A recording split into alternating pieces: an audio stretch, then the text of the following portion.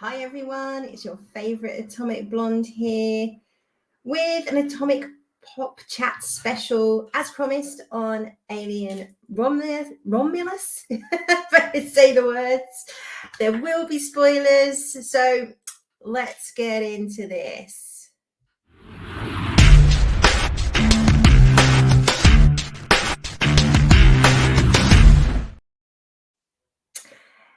Okay, so as previously discussed on the channel, I'm a massive Alien fan. Obviously, post Aliens, the sequels have been mixed, shall we say, and I think some have got more popular over time, like Alien 3. Certainly the I think I called it the director's cut, but it was not as like assembly cut, because I think David Fincher actually just completely distanced himself from the project, and that's a much better version of the film. It's still not great. I mean, we just see time and time again in Hollywood that, you know, where they go, well, what went wrong? 9 times out of 10, it's always studio interference. So when will the studios learn and just let great creative directors direct and, you know, realize their visions? But anyway, so I went to go see Alien Romulus yesterday. I was so excited for this film. And so what did I think?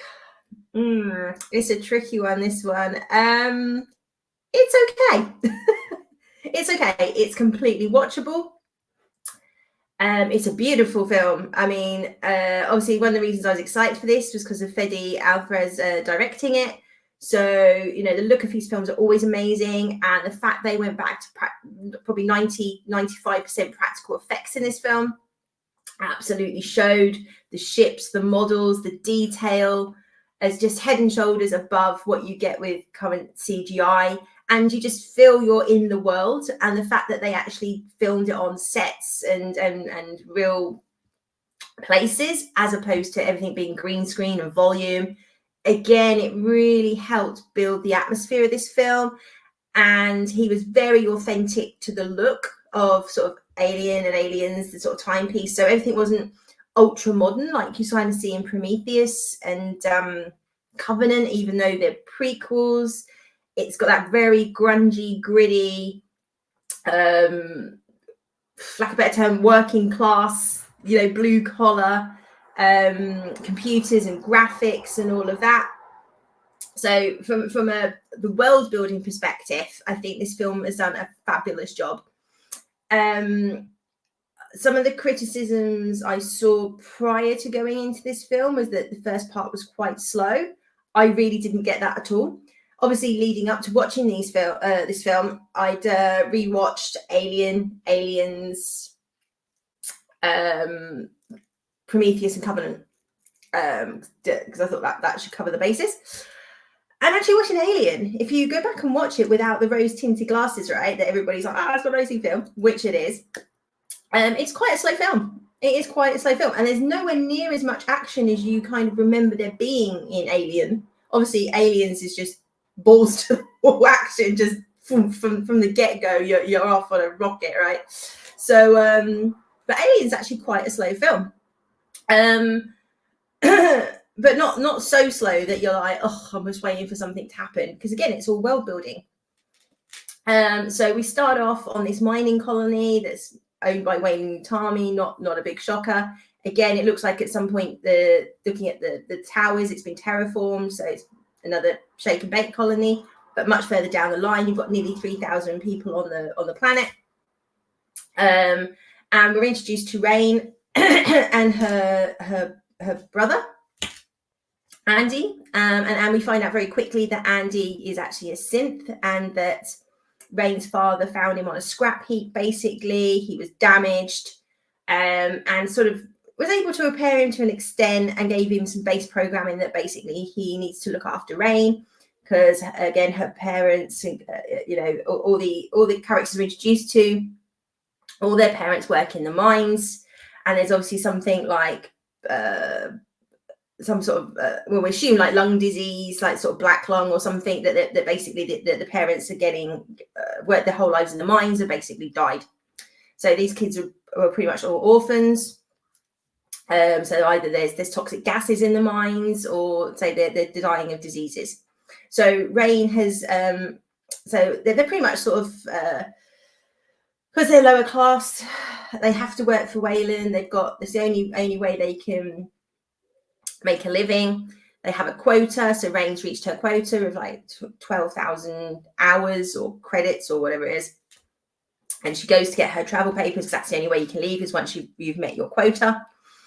She gets there and she's just over 12,000, and literally like, yeah, we've got people shortages because basically everybody's dying. So we've just doubled your quota, so you need to do another 5-6 years. So it's basically just sort of saying that you're the lowest rung of the ladder. You're never getting out of here. Every time you get to where you're going to go, if you manage to survive, we'll just keep working you until you die, basically. So obviously she's and there's this another system that these kids all sort of are dreaming of, really, almost like it's a utopia for them, where they can go to this other planet, and on this mining planet, it's again where it's been terraformed. If you do think about LB 426, where it doesn't really ever get like any daylight, and it's raining and atmospheric and just pretty grim, this planet's the same, and it basically sort of says like it's 65 light years from Earth, and there's never any daylight. So they're dreaming of this planet where they can wake up and see the sunrise and feel the sun on their faces and have this sort of utopian life and not die in the mines. So she gets a call from a friend, and then her and Andy go to meet these friends. They've got a plan. One of the characters' his father's just recently died in the mines, and they say that they stumbled across a signal, and there's a ship directly above them. What they're thinking is like this type of ship is basically bound to have status pods, and this is why they can't go to the other system, because it takes 9 years to get there, and they need status pods to do it, and obviously they can't afford. So the plan is, we'll steal the pods, and then we'll all head off to this new system, and we'll all live happily ever after. So obviously, being an alien film, once they get in orbit, they discover that it's not a ship, it's actually a space station, and this is obviously Romulus. And the station is split into 2 pieces, Romulus and Remus. And obviously it's a Wayland Utami station. They get there, they find the pods quite quickly, and basically they've taken Andy there because obviously he's a synth, so he can talk to Mother, because all the ships or all the computers in the alien world are called Mother, and they've just got different. So yeah, we have like Mother 1000, this is Mother 9000 or whatever. So he can basically open the doors and get them in, and plus he can like go through to the ship and get all the life supports on, because obviously he's a synth, so he doesn't feel the cold, etc. They get there, they find the pods, but there's not enough cryo fuel in them to last. They would only be able to last 3 years, not the 9 that they need. So they decide to go off and find some more cryo fuel, and they find a cryo room with cryo fuel, and they start taking the cryo fuel out, which then starts defrosting what's in the room. And then from there, kind of all hell breaks loose. And this is where in the trailer, we see all the face huggers in the water, and they're fighting them off, and all of this. So the pacing of the film's absolutely fine. I say I don't really get the criticisms. A lot of people didn't like the characters or complaining because they were quite young. In the main, they're fine. I mean, the absolute standouts, as everybody said, is the guy that plays Andy. I think it's like David Johnson, I think. And the girl that plays Rain. David Johnson is absolutely brilliant in it. So where he's damaged as a synth, he's a little bit slow and a little bit almost like comes across as like a bit autistic or just a bit slow, and he was programmed with all these dad jokes to look after Rain. And but when they get on the ship, they find a damaged synth.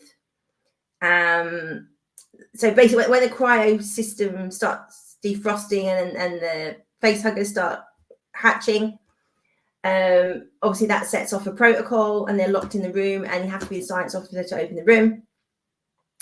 They find a damaged synth, and take his module out of that, put it into Andy so he can upload the protocols, and then he's then able to open the door. But then this also starts upgrading his systems and repairing his systems. Problem being, now this is one of the, for some people, a problematic part of the film. Personally, I was okay with it. I mean, the effect itself wasn't great. I don't think we quite have the technology yet. So the synth they find looks the same as Ash from the first film. So it's obviously a deep fake of Ian Holm, who obviously passed away a few years ago, but played Ash in the first film. And everybody's a bit like, oh, why did you have to pick that? And why couldn't you just had a different actor, or blah, blah, blah. And it's been clearly established in the Alien films that they have a model, and that model is identical. It was talked about like with Bishop, and obviously he actually looks like Wayland. He was based on how Wayland looked before Guy Pearce replaced him. And obviously we've got David and we've got Walter. So this is a very standard thing. But then people are like, well, that's a plot hole then in Alien, because surely they would have known he's a synth. But if the model had only just been released, and obviously they're coming back to Earth. I mean, Ash might have been the first one off the production line, right? And he was put on the Nostromo. Plus, these are all just like, say, blue-collar workers. It wouldn't be, they may not be environments where they'd be exposed, because these are scientific models. And they basically sort of said there's different models. So Andy was specifically built for terror, to kind of, probably more the kind of synth that the Nostromo crew would be more likely to come across, because they're a towing vessel. They wouldn't necessarily come across science models. But like I say, he could have been the first one off the production line, stuck on the Nostromo, and then more were coming off the production line. But the kind of work they did and the kind of class they are, they just may not have come across Ash models before. That's kind of how I viewed it, and I didn't think it was strange. I think before I saw the film, someone had said, oh, there's a cameo, not cameo in it.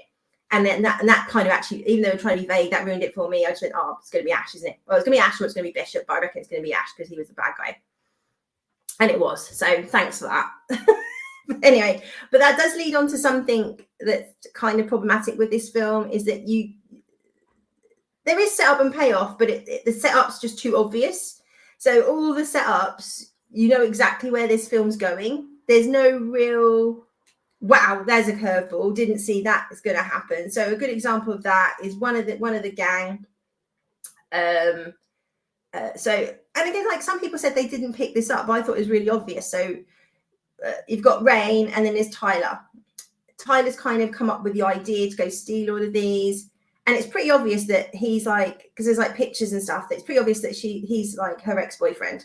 Now, some people said, oh, I didn't pick up that he was her boyfriend. I don't think he's a boyfriend, but it's pretty obvious he's her ex-boyfriend, because they're all saying, oh, I miss you, I haven't seen you. So they clearly were dating and they broke up, right? This was like really obvious, so I don't know why people didn't pick up on this.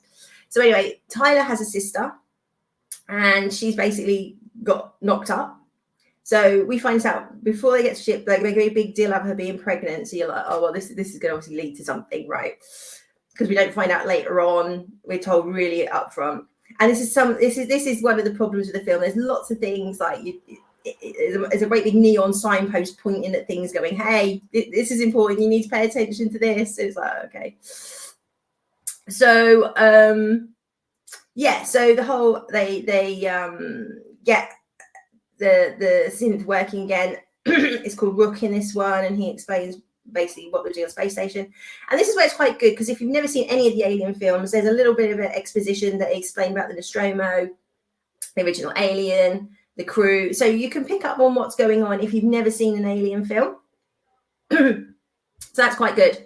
And basically what they say is that they, after Ripley blew the alien out of the goddamn airlock, they went to go find it, right? And they managed to find it. It sort of cocooned itself in this sort of protective layer. They managed to find it. They bring it back to the Romulus station, and then they start experimenting or back engineering to create their own face huggers. That's why they look slightly different from what we've seen in previous Alien films, because they're like 3D printed. They're like created in the lab from the DNA of the xenomorph. So hence there's no queen. So that's how they've got, and that's why the face huggers are like, you're in these artificial cocoons. They're not in eggs because they've been created. Excuse me. Frog in my throat. And so this is all kind of explained. And then obviously there's just a sequence of events where, say, they've woken up the face huggers. It gets one of the crew. They then obviously get a chest burster, and then they have to get off the and the other thing they kind of added in was the orbit is kind of deteriorating in the space station. They've got 36 hours to get these pods before it crashes into the rings of the planet that they're on.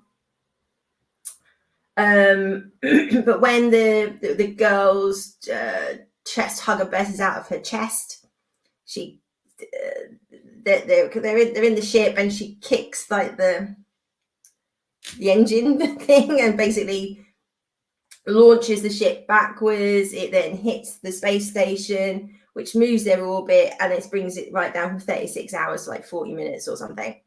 So then they've got the time pressure of trying to get away from the aliens, and the ship's going to crash. That really wasn't necessary. I mean, it is a classic trope of aliens films now. Obviously, you had the self-destructing aliens and the colony exploding at the end of Aliens, and she's got 15 minutes to go find Newt, which was always like bonkers. But anyway, so they've kind of added this in. That really wasn't needed, I don't think. It didn't bring any more tension to the film that was already there.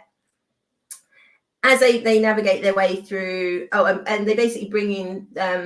So when they're back engineering the face huggers, they also managed to back engineer that pathogen from Prometheus, and they mentioned the Prometheus project, that black goo. And they basically what is added to the new canon, which I thought was really good, is that they made it very, very clear that the human species is basically dying. They're trying to terraform planets. We're too feeble. We get ill. We die. We're just too unreliable for a corporation who's trying to make money. So using this goo, they haven't got time to wait for evolution. We can force evolution. We can better, stronger, blah blah blah. But obviously, anybody who's watched Prometheus know this stuff's very unstable, unpredictable. And again, there's kind of a lot of things about Weyland-Yutani across all the films is their sheer level of hubris, that they always feel that somehow they can control it, that if they get hold of the aliens, that they can develop a version that they can control. These are just outright killing machines. That's like saying you could tame a great white shark. You just can't, right? They eat and they kill, and that's all they do, and breed. So they've always got this kind of thing that somehow they can make things better and they can control it. But these things, this power is like, it's like the God particle kind of thing, right? It's way above our pay grade, and we shouldn't be messing with this stuff. So the synth where he's then in charge. So Rook, /Ash tells Andy, the synth who's now repairing, having his module, the Rook's module in him, that this pathogen is the number one thing. It's got to be protected. It's got to be taken off the station. And Andy's primary directive, which was look after Rain, is overridden by what's best for the company. So there's a real shift in his behavior, but actually makes for some very logical decisions. And they're always the decisions in alien films, like human beings are very emotional and we make emotional decisions, and those emotional decisions are always what get us killed. So in Alien, it was bringing Kane onto the ship, and Ripley was the one actually going, well, no, we can't. We've got to put him in stasis. But they bring him on the ship. So now in the coffin, okay. So again, with this, like Andy's trying to prevent the girl who's had the face hugger from getting back on the ship, but because he's an android, he's like, well, we just need to kill her, right? So of course everybody flips out and he can't kill her, but actually he was doing the right thing. If they hadn't let her back on the ship, probably most of them would have survived. And there's one character in this, I can't remember his name, but he was like the boyfriend of the girl who did the face hugger. He's an absolute dick. He's really unlikable, and you just can't wait for him to get killed. And so one of the criticisms I saw, that all of them are really unlikable and nobody cared. I didn't really get that. I thought they were fine, other than this one character who's just an absolute knob. And they kind of give him a bit of a backstory as to why he's a knob, but it doesn't really stand up with why he's aggression. They're trying to mimic the whole Ripley doesn't like Bishop because of Ash, and which is,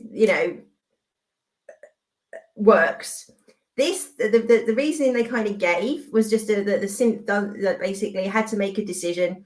Needs of the many outweigh the needs of the few.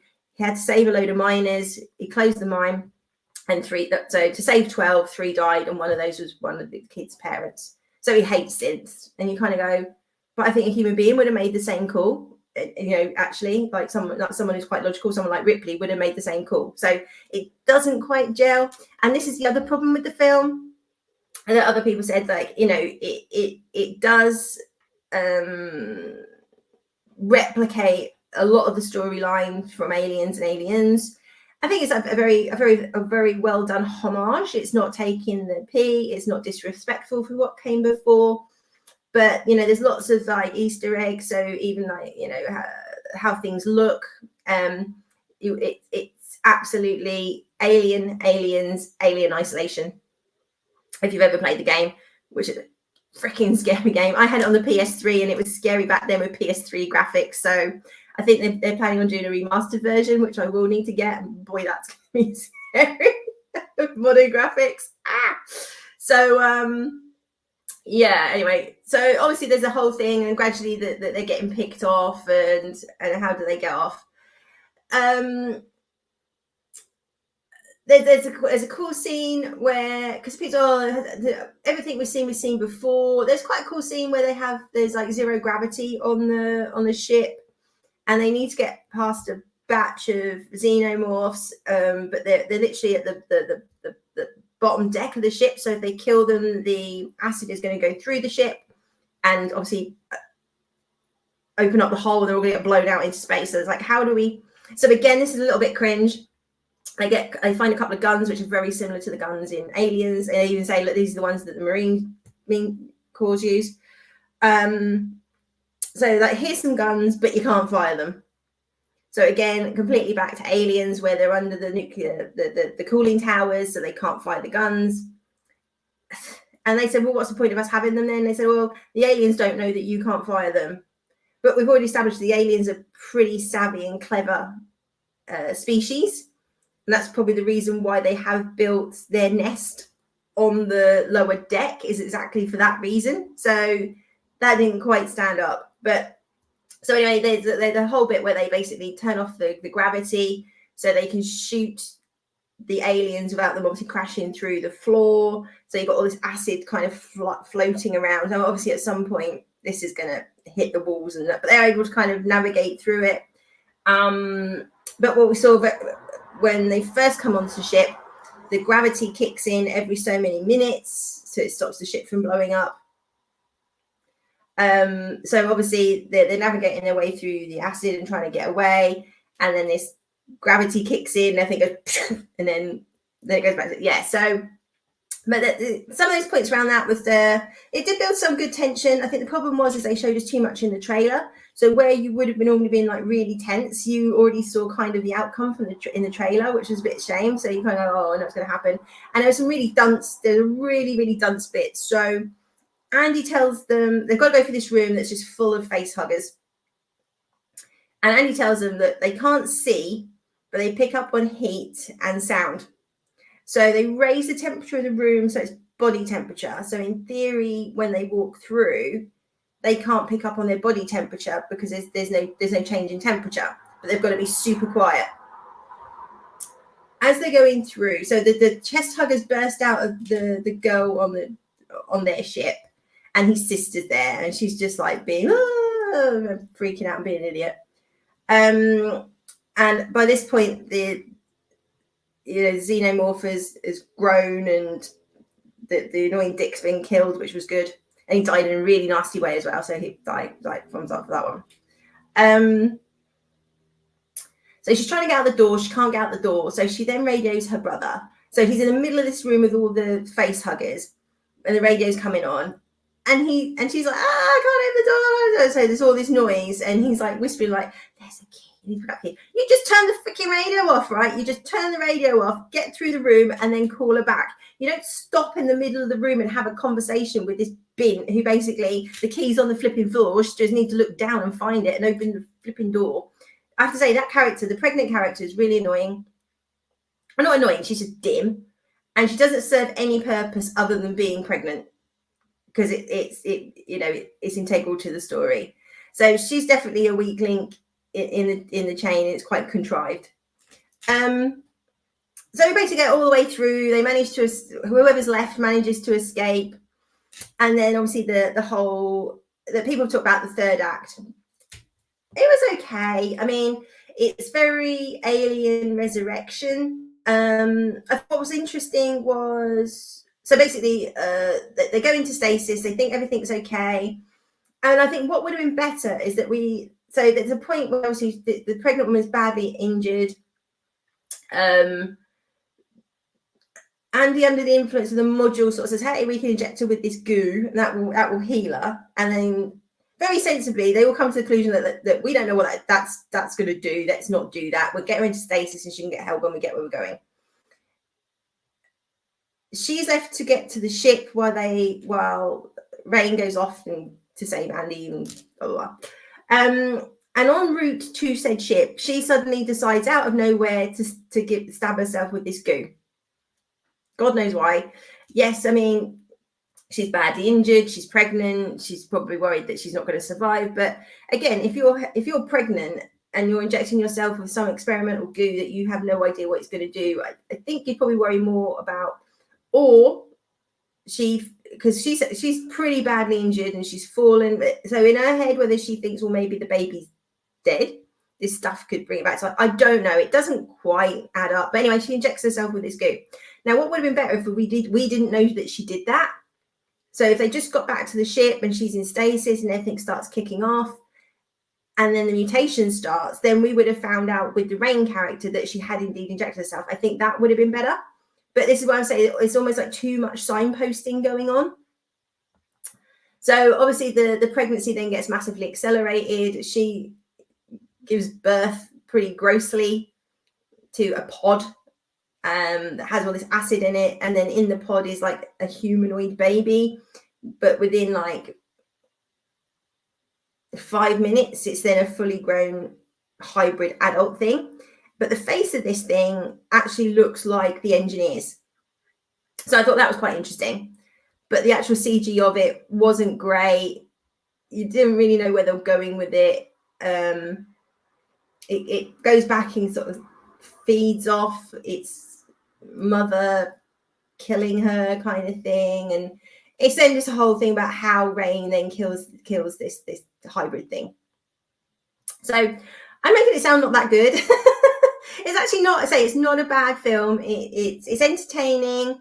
I think there's two big criticisms. One, it's not scary. It's not scary.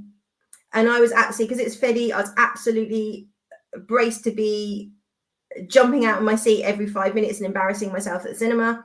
No one jumped. No one was like, in the cinema. Nobody. It was just too signposted, wasn't scary enough. And there was a couple of areas where there was a bit of tension, but then you knew where it was going because of the trailer. So, and the other thing is there's too many callbacks. And I think everybody's put out there. There's a scene where he says, "Get away from her, you bitch." This is Andy to one of the creatures, to Rain. Now, this is set between Alien and Aliens, so that doesn't make any sense why he'd say that, because the famous line hasn't happened yet in the canon, and kind of then removes the impact from Aliens. So I've heard that in quite a few reviews that people groaned. I'd say people just laughed in the viewing I was in. People just sort of chuckled, went, okay, fine. But it's absolute cringe. And there's another one where they repurpose lines from Ash, they repurpose lines from Bishop. It just wasn't needed. They could have come up with their own catch line, or come up with something that was sort of more homage rather than direct, just lift and shift. That just didn't work. So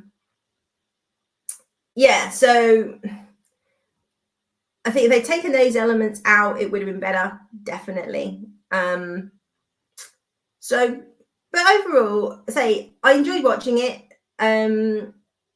It was good fun, but it needed to be scarier, and they needed to lay off the repurposing of dialogue, I think, was a big thing. And my gut is that there was a lot of studio interference or studio notes or Ripley Scott notes that I think maybe this sort of had to be toned down a bit. And I think the other criticisms I've seen is that it is just basically a replay of Alien and Aliens. It is and it isn't. It is its own story. It is its own characters. But there are bits where you go, okay, well, I can see like the kind of taken that aesthetic from here, and that character doing that is the same as this character doing this. Like, there's a bit at the end where Rain has to get into a spacesuit because all this liquid nitrogen's being released from the cryogen thing, so she can't breathe. And it's absolute, complete, almost like for like shot of when Ripley was getting in the spacesuit in Aliens. So that kind of stuff's just a little bit too on the nose.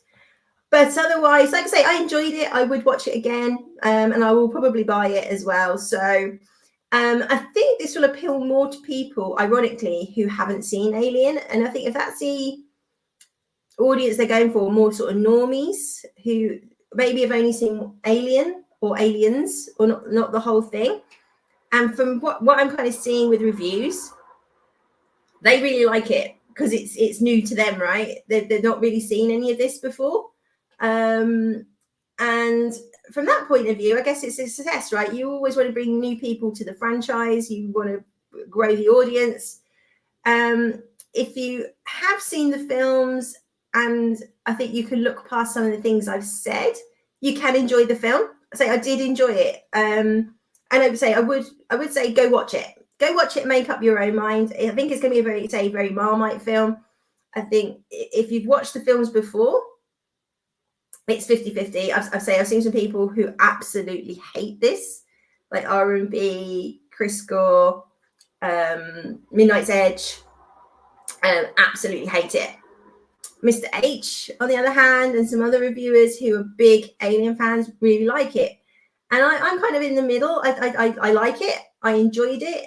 But there are some real sort of cringe things that need fixing in there. And in fairness to Mr. H, he also said that. It's not like he just sits there with rose colour glasses on. But I do agree with his take on it, that I think, this franchise was dead.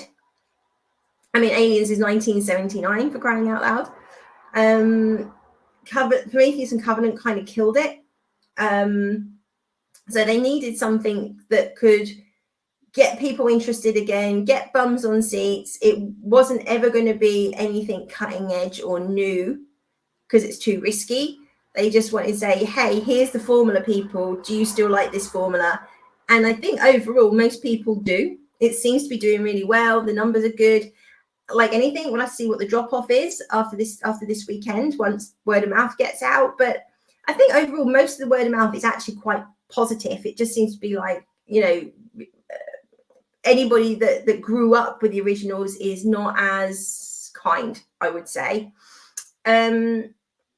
So you have to watch it in a certain way. And I think, like, if you're watching it from a point of view that someone's just trying to relaunch the franchise, get bums on seats, get interest, made something that looks great, that's paced well, it ticks the boxes. If you're looking for something that's going to push the franchise forward, that's going to bring something we've never seen before and really elevate it all, this isn't the film for you. It doesn't do those things. So up to you. I would say go see it, make up your own mind. Whether you want to wait for that to come onto streaming to do so, up to you. But anything like these sort of films, I would recommend seeing in the theatre anyway. Big screen with all the visual effects and stuff, in the atmosphere of sitting, in a theatre watching it. Always preferred, always better. So yeah, that's my thoughts really. It's a good film. It absolutely looks amazing. I think it would have been better if they let Betty off the leash a bit. And the ending could have been better. It was just too obvious with the pregnant woman from the get-go, from the jump, that we knew that this was going to kind of come into it. And I think with Alien Resurrection, which most people dislike, I said I actually don't mind the film, but again, the weak bit in there is the alien hybrid. That's where it kind of goes off the rails. So I think they should have learned the mistakes from Alien Resurrection in this one. I think they've obviously done it better. I mean, the hybrid creature is much better, looking more like the engineers than that monstrosity in Alien Resurrection. I don't know what that was. But I'm still not sure they really know what they want to do with that story. If we've got hybrids, what does that do? Where does it take it? So, but I will say it does end very, very, like, this is the end. And again, there was even criticism of that because she does the log and she signs off and she's like, I'm the last survivor, blah, blah, blah, which is what Ripley says in Alien. But also in Prometheus, the Shaw character says exactly the same thing. So again, it's a regular trope of the films to say this is how they log off the film. So again, that didn't bother me. I don't think that's a bad thing. But